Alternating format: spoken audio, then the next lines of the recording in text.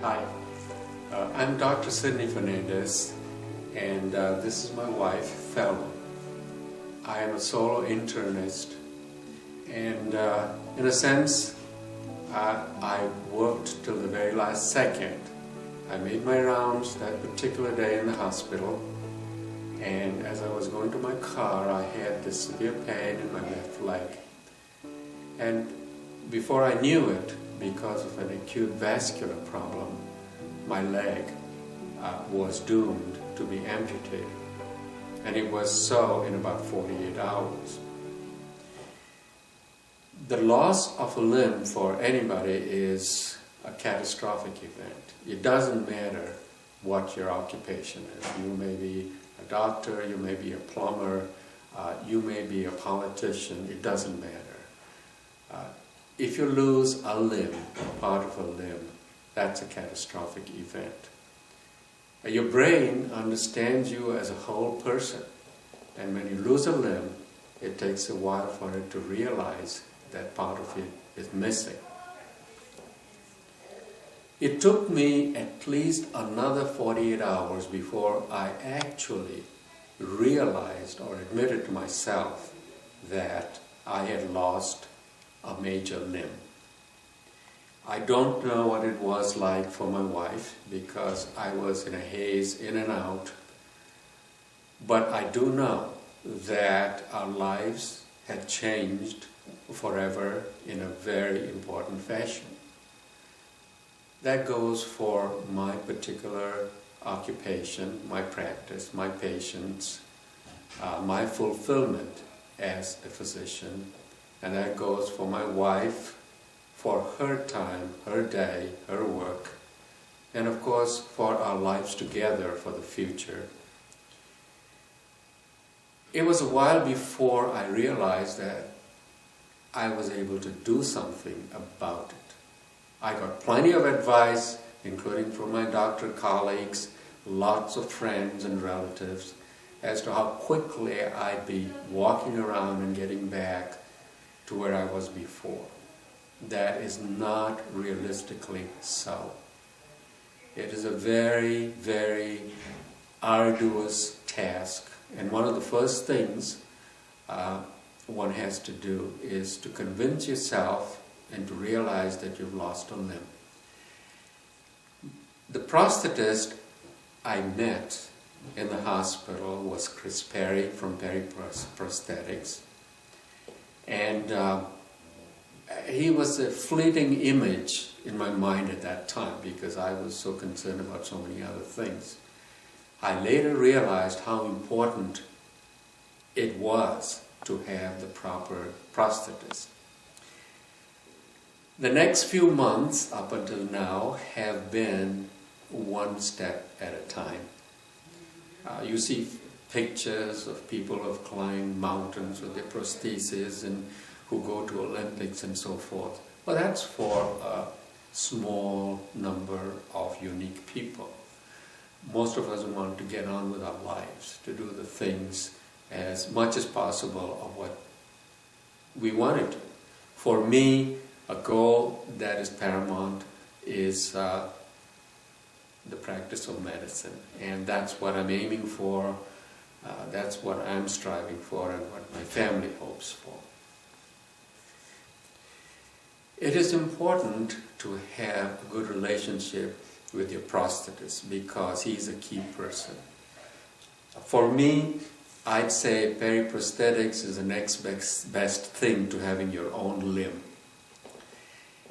It is, because the mechanical prosthesis can be done by anybody.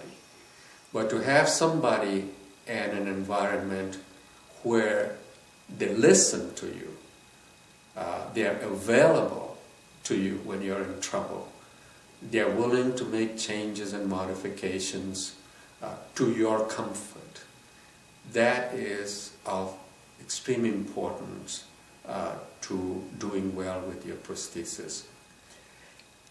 I've never had to look anywhere else, because when you find a precious stone that you think is of great value, you simply don't go around looking for something that may or may not be better.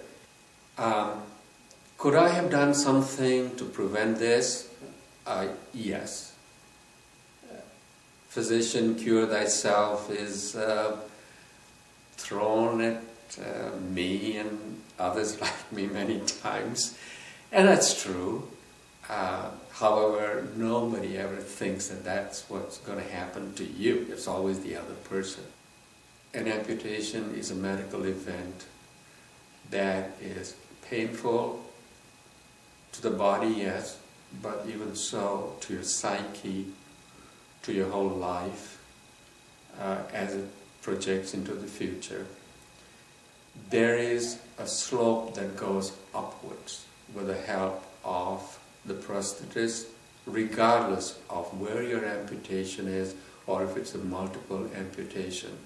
In modern day, in 2010, with all the technology and all that's available, including physical therapy and all the insights we have into electronics and robotics, there is a bright horizon for everybody.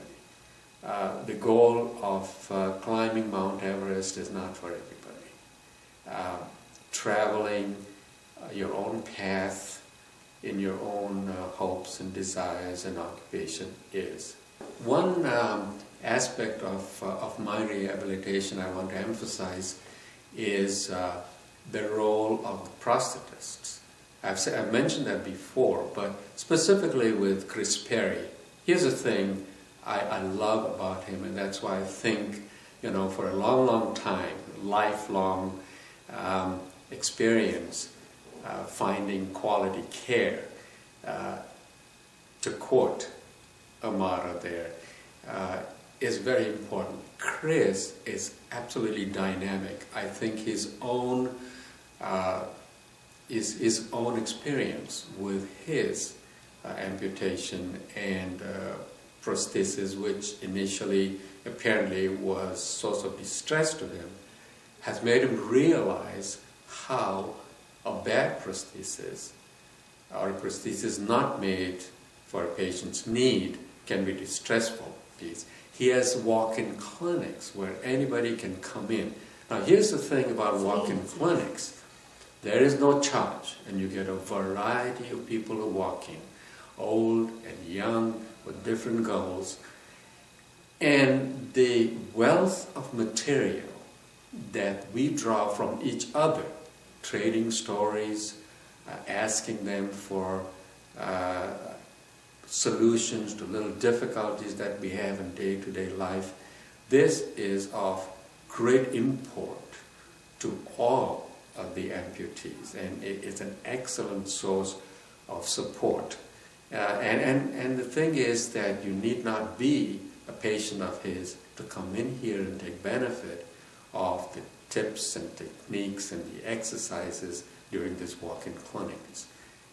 You bring a problem to him, and he's a superb diagnostician. He is able to listen carefully, and within a matter of literally seconds, put his finger physically and metaphorically on the problem and find a solution.